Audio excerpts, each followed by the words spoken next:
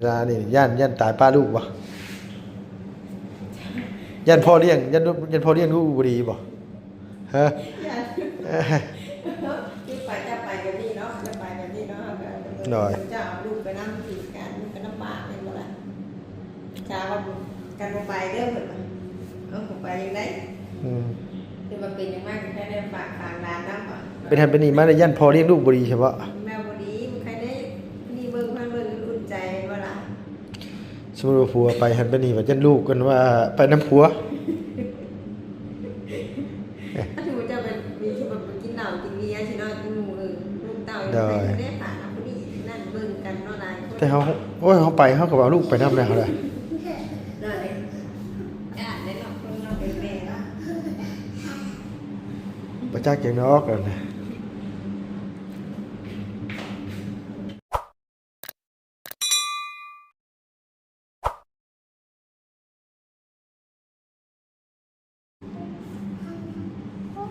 เป็นยังไงล่ะฮะบ่ปวดแล้วโอ้ยพอดมันว่าฟ้าวแห้งมื้อเช้าเลยพี่น้องเอ้ยเพิ่นมาบ่เสียงเพิ่นโทรไปหาลุงเพิ่นแบบบ่ติดพี่น้องเพราะว่าแบตโทรศัพท์ลุงเบิดเมื่อคืนนี่เสียบบัดปลั๊กเสียบมันบ่ดีเหลือ11%เสียบไว้บัดนอนหลับเลยตื่นมื้อเช้ามาบัดแบตเบิดรถลุงบ่ได้รับเพิ่นโทรไปหาบ่ไลไปหาบ่ไลแล้วแบบเพิ่นว่า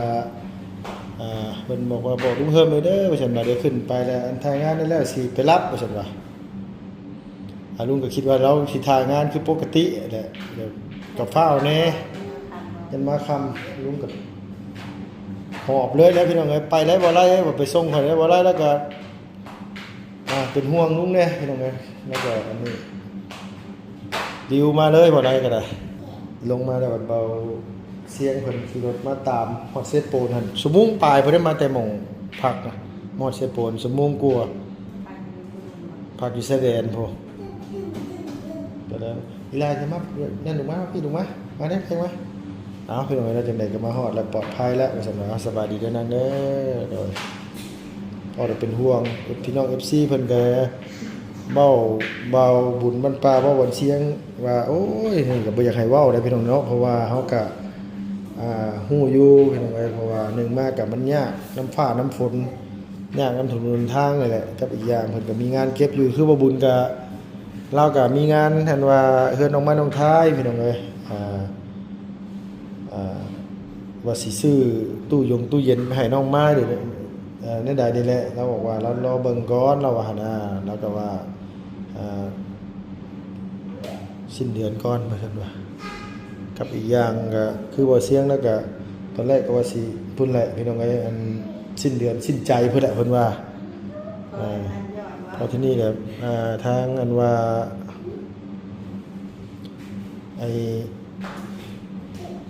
ป้าเป็นแฮงเห็นไหมเนาะแล้วก็รีบมาส่งเลยที่จริงลุงอยากลงมาแต่เมื่อคืนนี่แหละตอนแรกมันเมื่อคืนเลยตอนแรกว่าสิยืมรถบ่ไล่มาแบบนี้เป็นหันเป็นเนี่ยยากแต่ยุดที่นี่เอาฮอดอันว่าอันคนน้อยน่ะอย่าเล่นลูกละอย่าเล่นเดี๋ยวลูกเด้อมาพี่เด้อมาพี่ลูกมาหาป๊ามาหาพ่อมาเด้อคนน้อยน่ะออกแต่ตำรวจเบาลี่เพิ่นบ่น่าจะแม่นเพราะว่าตอนอยู่เรือนน่ะเฮาปวดเจ็บปานนี้วะเจ็บแฮงจนรับโทรศัพท์บ่ได้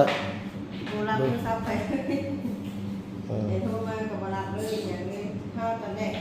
ไปอาบน้ำตอนแรกก็เจ็บธรรมดาเจ็บไปอาบน้ำมันท่านได้ใส่เสื้อผ้าดีปวดดีรอแล้วปวดได้แล้วเพิ่นล่างแบบได้ซะบัดนี้เพิ่นมาฮอดออกแล้วเอ็กซเรย์บ่ไงตัวอ่อนออกแล้วเช้าตัวอ่อนออกแล้วมาพี่ลูกมาพี่อย่าไปใกล้แม่อย่าไปใกล้เลยแล้วนี่เดือน6 หน้ามาแหละกับสายเฮยังไงโดยตุ๊บแล้วเป็นยังไงฮะเป็นมือเป็นยังเป็นมือสบายบอก ลูกหลานเอาสบายดีป้าลุงลูกงามๆเลยลูกเด้อสบายดีงามโดยมา โงแงบ่ โงแง่เสาอ่ะ โงแงบ่ ดื้อพอหมู่เด้ สาวน้อยนะ อืม ขาวๆคือนี่ก็เจ็บเลือดก็ออก นั่นแหละเขาตกใจว่าเลือดออกเลยตีสองพี่น้องไอ้ลุงตื่นมาก็โทรหาเพิ่นเขาก็จับโทรศัพท์ตลอดแบบที่นี่เป็นเบิ้งเบ็ดบัดเดี๋ยว11%แบบไปเสียบไว้ก็ ใช้ได้บ่ดี มันอันปลั๊กไฟน่ะมันบ่ดีปลั๊กไฟอยู่ห้องฮะมันบ่เข้าบัดตื่นมาเช้ามันบ่ดับยังดีแต่ว่าเครื่องนั้นว่ายังเหลืออยู่30%พอได้โทรมาหาเมียมื้อเช้านี่ก็โอ้ อันตอนประมาณจะโทรมาก็ยังเจ็บอยู่พอหินเลยจะมาตี3ตี4มันเจ็บเอาได้นอนช่วงนั้นแหละ นอนแล้วตี5 6 โมง7 โมงเป็น ปุ่น บ่ได้เจ็บ มีหยังสิเป็นสาวแพทย์บ่ฮะ วันตื่นมาอันนี้ บ่ลูก วันเลือดออกอีกนี่นะที่มามันคนนอนออกแล้ว แม่เจ้าเป็นยังแม่เจ้านี่แม่มุนเป็นหยังนี่แม่มุนนี่ มันเจ็บ แม่มุนเจ็บเพิ่นเป็นห่วงอยู่วะ แต่เลือดไม่ออกไปช่อง นั่งซองมันออกมาจะใส่อยู่สงสัยแล้ววะสงสัยว่าเป็นว่าจะใช้เมนเจ็บสิพักยาพักยาก็ได้มาเผาอาบน้ำเพราะมันไม่ได้เจ็บในช่วงประมาณตี5 โมง7 โมง อย่าขึ้นเด้อลูกเอ้ยตกไปมาพี่เด้อลูกเด้อมาเด้อเจ้าอย่าดื้อเด้อแพทย์เพิ่นมาซักยาให้เด้อลูกเอ้ยมาพ่อมาบ่ เริ่ม8 โมงเริ่มแล้วบัด อืม ดุยมาทีเด็กๆหน่อยทีเขา โดยเริ่มเจ็บเข่าติลูกล็อกไว้นี่ก็เปิดบ่เป็นเนี่ยก็ออกบ่ได้แท้นี่นั่นอย่าไปใกล้เลยเด้ออย่าไปใกล้เลยเด้อลูกเด้อใจจริงก็บ่อยากพามาหรอกพี่น้องเห็นว่าอันเล็กน้อยนะเพราะว่ามาอะไรเพิ่นอยากดื้อมันมึงพาอยู่นำแหละก็ได้นี่เพิ่นเขาว่าเฮ็ดเฮิงเติบอยู่บ่นะ ผมเจอแล้วว่า แล้วเจ็บบ่ตอนเพิ่นเฮ็ด มันเจ็บมันเจ็บคนไล่นะ ไม่ถึงมันเจ็บ พอดีราคาเครื่องเนาะ ผู้ชื่อใกล้เลยค่ะว่าลงถึงมันเจ็บเองแต่ไม่ว่าทีเดียวว่าเอาปรารถนาเลยตอนนี้ว่าเห็นเดียวมัน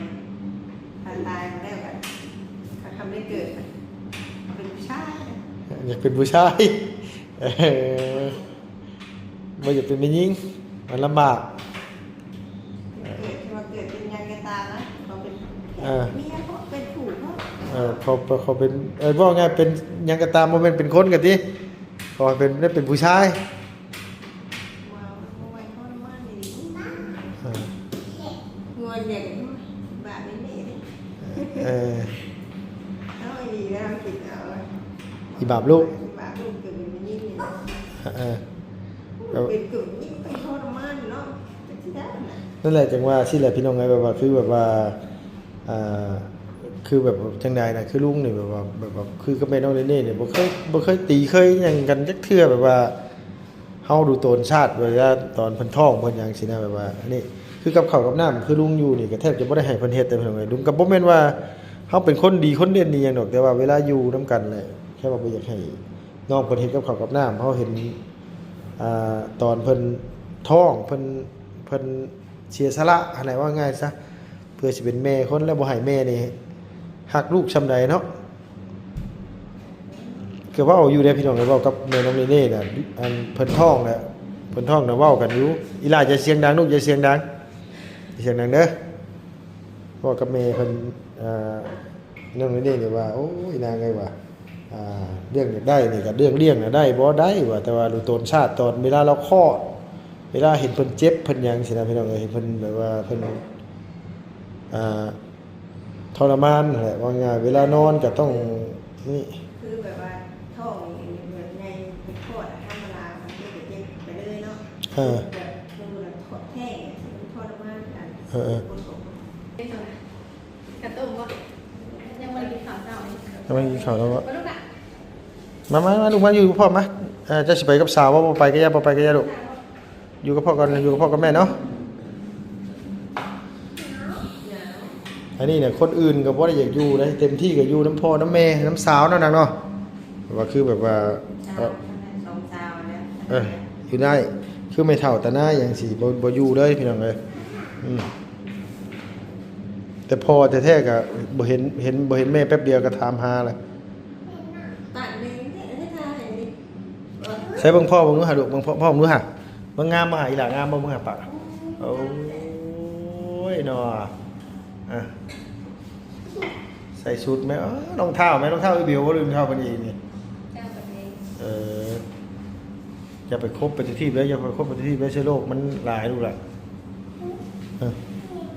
ในมือเจ็บท้อง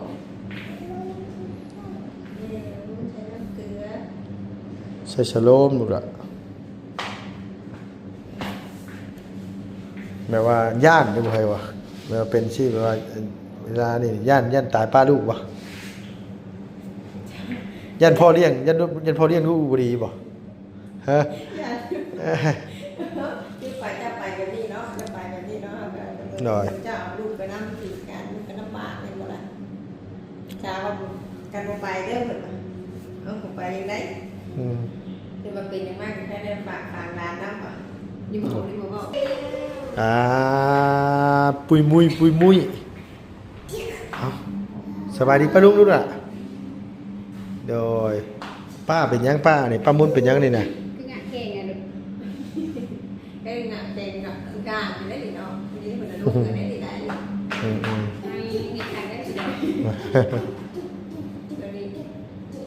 บางเนี่ยน้องสิซ้ำน้องถ่วมหัวเลยโอ้อยู่ร่วมกันเวลาเนี่ยกันนี่ก็เวลาไปพ่อกันก็ดื้อไปพ่อมูได้พ่อแกล้งเลยเอาสาวใดสาวแม่น้องเปลว่าเพิ่นบ่อยากมานำแม่ว่าจะเอาหลานอยู่เพื่อนห้องบ้านไปนั่งในร้านไม่ใช่ที่ไหนมาแล้วเรากันเป็นยังมากแต่แค่นี้ได้ฝากน้องกันได้ทุกเดือนฝากคนดีไปเรื่อยพวกนี้จู่ๆสิสาวเจ็บแล้ว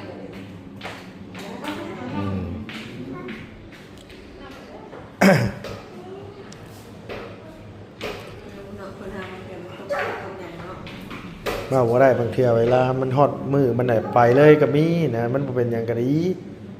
ว่าง่ายไม่ได้ต้มเลือดเป็นปกติดีแต่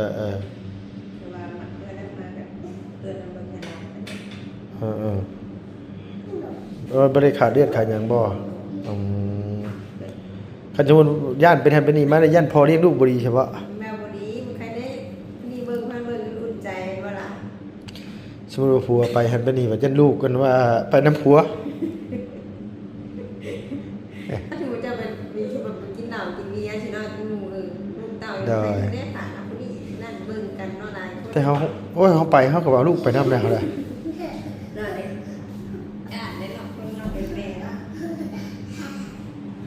ประจักษ์อย่างนอกกันนะ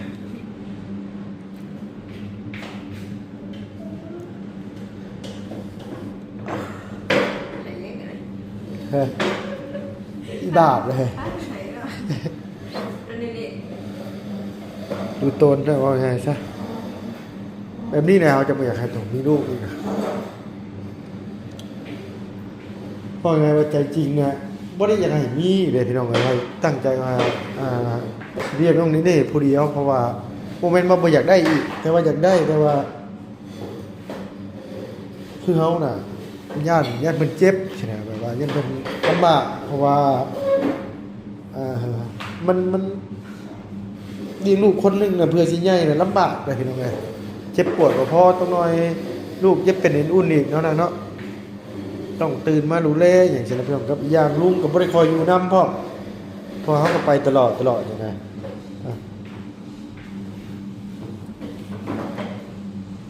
ในมือที่เพิ่นเป็ดยาเฮ็ดแบบนั้นลูกล่ะเอายับมาเร็วๆเดี๋ยวแพทย์เพิ่นเปิดประตูมาเนี่ยมันต่ำเด้ลูกเร็วเอามาพี่ยับมาพี่เด้อยับมาเด้อมาเด้อ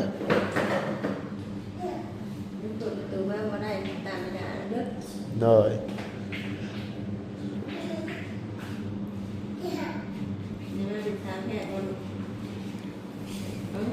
เป็นบ่สาวแพทย์เป็นบ่ เป็นบ่ลูก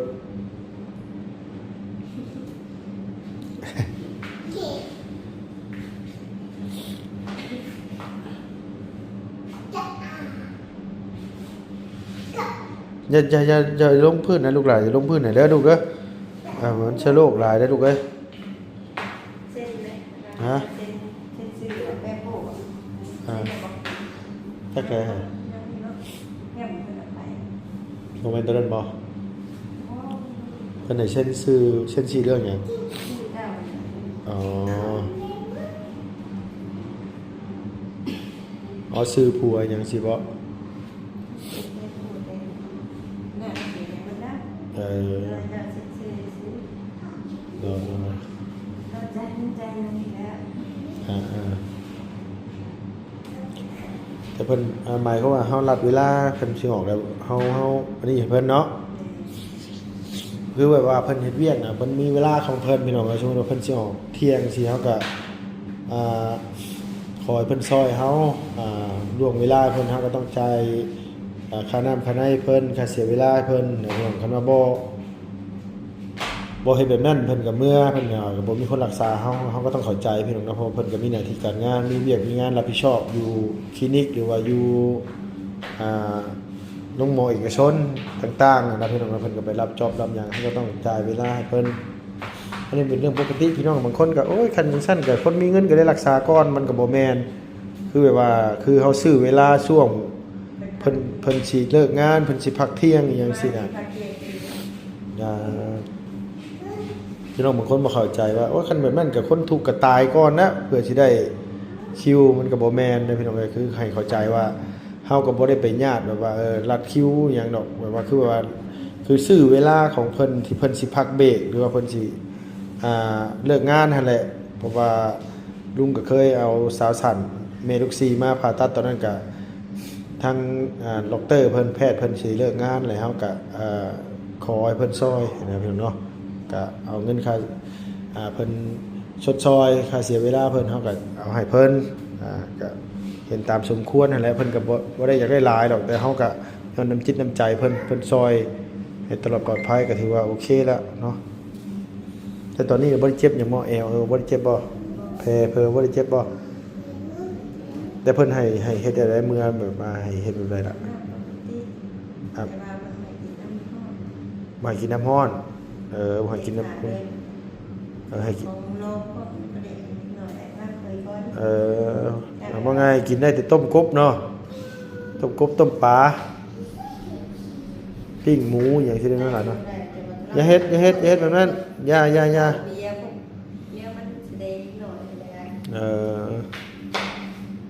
หน่อยแต่ว่านอนบางคืนนึงบ่ได้นะ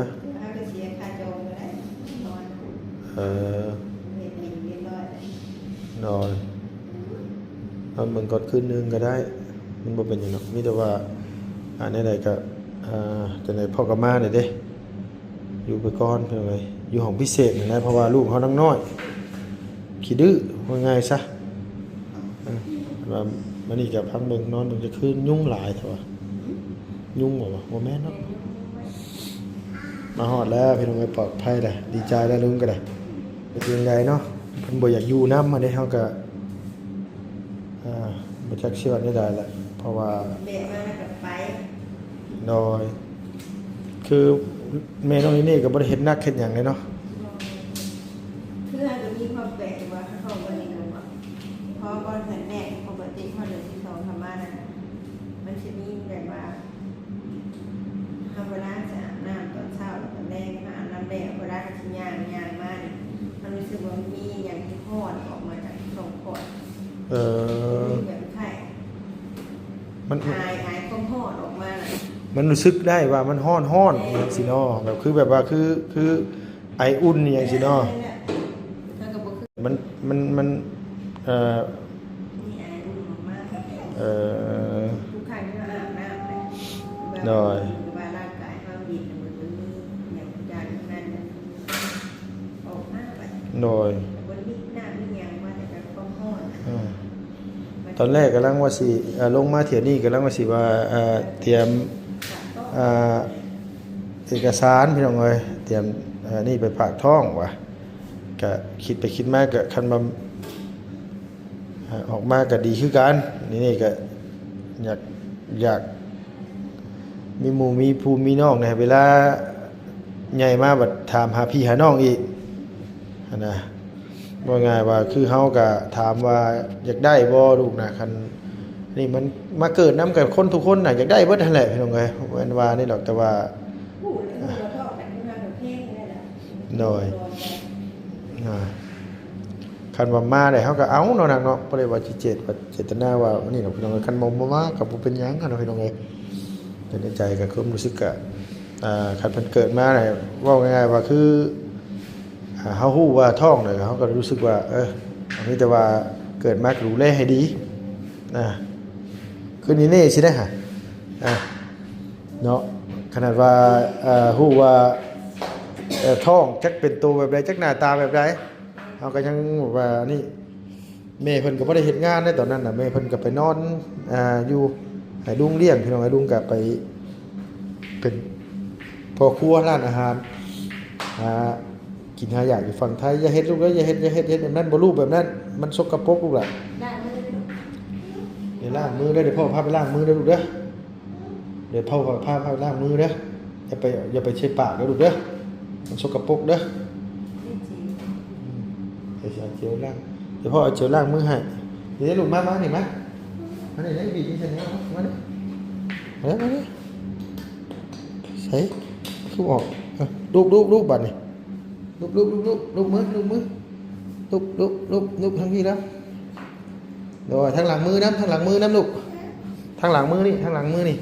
รูปใช้ทั้งนี้น้ำรูปใช้ทั้งนี้น้ำรูปใช้นี้น้ำรูปน้ำฟังน้ำลูกโดย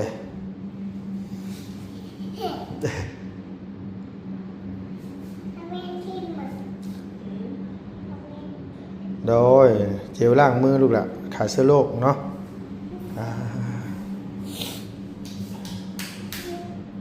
โดยยังไปโทรหาบอไล่พี่ตรงไหนเราก็บอกว่าไปฮอดแต่โทรหาเพื่อนเนื้อเป็นห่วงหรอวะเราก็อยากลงมาพี่แต่ว่า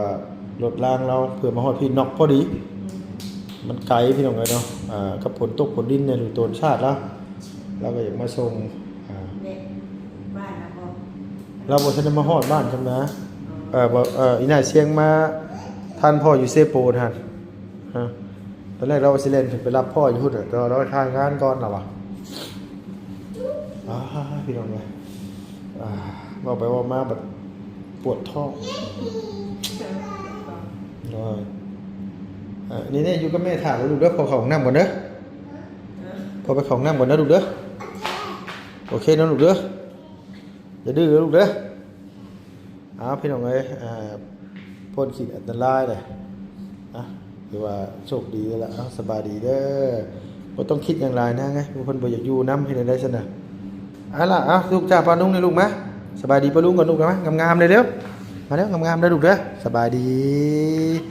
โดยหูดังลูกเป็นถึกยังนะหูดังนะโอ้ยหูดังไหมหูดังไปถึกยังนี่บอกพี่น้องมาฮอดเรียบร้อยเนาะพี่น้องเนาะในการขอบคุณหลายๆพี่น้องเนาะอยู่ดีมีแห้งไม่สุขคนอยู่ในปลอดภัยแล้วมาสันว่า